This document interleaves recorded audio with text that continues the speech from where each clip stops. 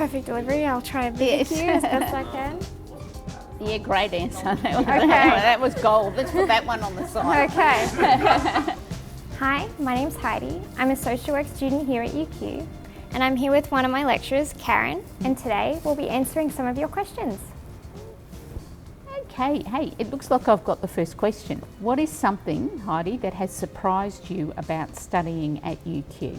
Something that has surprised me about being here, specifically at UQ, is the fact that I have the opportunity to talk to the very same experts in my field that are writing my textbooks. Kind of going online and seeing that content and knowing that, wait a minute, I'm sitting across from the very same person who's written those resources, and there's so much knowledge there. I can't see myself getting that anywhere else. I can have a conversation with you and all the other lecturers, and that's the same conversation that really sets UQ apart, I reckon. That's really set my time here apart from any other place I've been to. What are some of the most interesting jobs your former students are doing now, Karen? Oh, so interesting jobs. Well, many of my recent students are working in jobs like as counsellors, and they often really want to do a job like that, counselling people in a range of points in the life course, so from people who are students through to people who are experiencing end-of-life issues. Many work in child protection.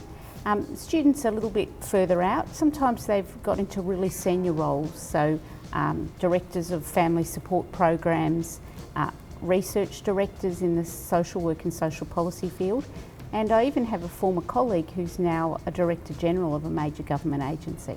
Well, actually some are also working in community development with, say, Aboriginal and Torres Strait Islander communities, and also internationally, so in places like Southeast Asia, working as community development workers as well. So, what does a day in the life of a social work student look like? Well, kind of comes with lectures and it comes with tutorials. Being able to walk into a lecture hall, not only am I presented with an amazing facility, a big screen with the content, all this information, but I get to sit next to other students, like-minded students that are there for the very same purpose as me, and that is to learn about social work. But also too, kind of the content is excellent. It's very thorough, it's very detailed.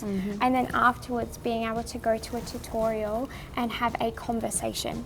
I'm not just being told the information, I'm able to sit and actually discuss it. And that's what really sets it apart from something like high school, where you're just told and then you're asked to respond. That conversation, that's a part of my everyday student life, and that is something so excellent. What opportunities do your students have to get hands-on experience in the field though? All social work degrees include 1,000 hours of field placement in Australia or internationally.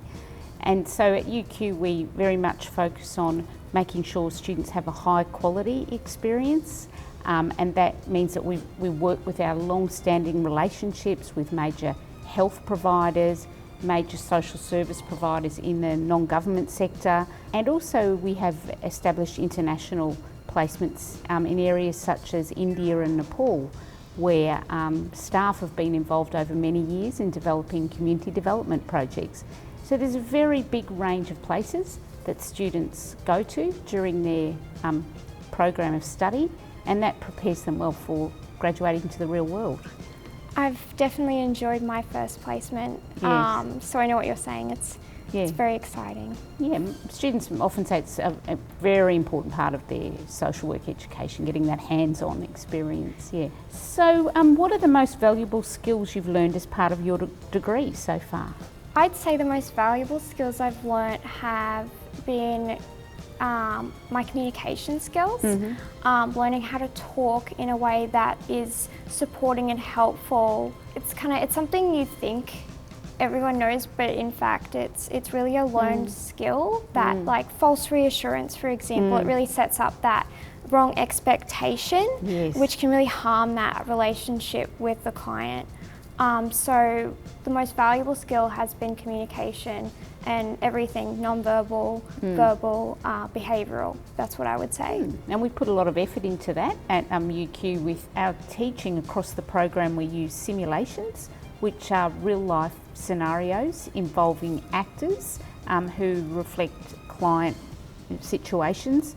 And so the student has the opportunity in a safe environment to demonstrate and develop confidence in real life social work practice knowledge and skills. That's the aim anyway. Oh, absolutely. I remember walking in for the first time and seeing that actor sitting there, and that person wasn't an actor, that was a client. Yes. And it really struck me in that moment, like I felt like I was at an organisation, I felt like I was about to sit down for an interview. And that's when things kind of really start to come together. Yeah, good. Yeah. How do you prepare students for an unpredictable and changing future? So how we prepare students for the future is around trying to encourage flexibility in thinking and adaptability. So there are some foundational skills and knowledge we seek to teach, but also trying to encourage students to be very flexible in your thinking, so encouraging you to go beyond the foundations and do your own research. And that's why our program has the honours at the end, so everyone is prepared to be a knowledge maker as well as a knowledge receiver.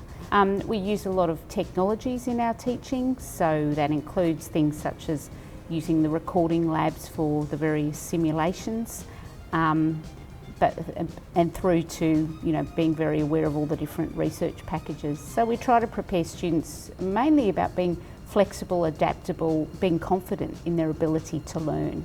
And I definitely see that in the courses I've been through so far, that flexibility, because we learn all the time about what we used to do in the past and why we do what we do now instead of that, and that's something we keep in mind moving forward. So we're trying to encourage students to think about core principles, be confident in those principles, and then be able to think for themselves on their feet. Yeah. Okay, what do you think employers in your field are looking for, and how do you think UQ has equipped you with these skills? It's a very good question, because to be employable you need a wide range of skills. The first thing that comes to mind is definitely flexibility and confidence. And I feel like I've been given the knowledge to be able to answer a question. I can always go back to that foundational information to help guide me, that really is incorporated into every single decision. So knowing that I can answer and I can practice and move forward strongly and be flexible in doing so, because I'll always be able to go back to that strong foundation. Great. What makes a good student, and are they the same things that employers value? I think yes, I think there are many things that are similar. I think being very conscientious makes a person a good student, so trying to be, again, creative and flexible in your thinking, being very evidence informed, being willing to go and do your own research is something that we appreciate in students, and I think employers appreciate that as well. I think being a thoughtful and good communicator, again, being flexible in your communication approach, so adapting to the person who's near you, is something else employers look for. And I think this, being knowledge makers is important, that employers want people who will push forward knowledge boundaries, not just do things as they are. To do things better and more effectively, have a bigger impact, is what I think employers want, and what we also seek to develop in our students. So your turn. What have you learnt about yourself since you began your studies at UQ? I've learnt that social work is definitely the career for me. I've learnt that it's the perfect outlet to make that difference I wanted to when I was younger. And I've learnt that there are ways I can achieve that. I can help the people around me in a safe way, in a healthy way, and in a way that's actually going to make a really good difference. And also too, in a way that doesn't take power away from those very people, but puts it in their hands. Yes.